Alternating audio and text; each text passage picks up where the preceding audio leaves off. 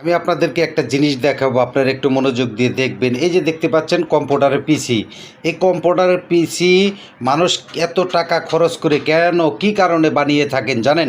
যারা এই টেকনোলজির ভিতরে মানে কম্পিউটারে যারা কাজ করে থাকেন তারা কিন্তু দেখা যায় প্রতিনিয়ত তারা কিন্তু দেখে গেছে তাদের ব্রেন যে সুন্দর অত ভালো, একমাত্র তারাই কিন্তু দেখে গেছে এই কম্পিউটার জগতে কাজ করে থাকেন।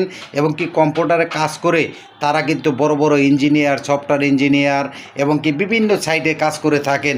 তাদের জন্যই কিন্তু কম্পিউটার। কিন্তু দেখা গেছে আমরা কিছু একটা চেনে মানুষ আছি মানে কম্পিউটারকে বোঝারই চেষ্টা করি না, কিন্তু বোঝার চেষ্টা যে করব, বোঝার চেষ্টা করার জন্য আমি যারা ছোট বা বর্তমান ইয়ং জেনারেশন ছেলে যারা আছো তাদের উদ্দেশ্যে বলছি, তোমরা বর্তমানে টেকনোলজির উপরে নজর দাও। টেকনোলজির উপরে যদি নজর দাও তাহলে একটি সময় দেখবে তুমি কম্পিউটার বড় একদিন ইঞ্জিনিয়ার হতে পারবে, বড় কিছু হতে পারবে।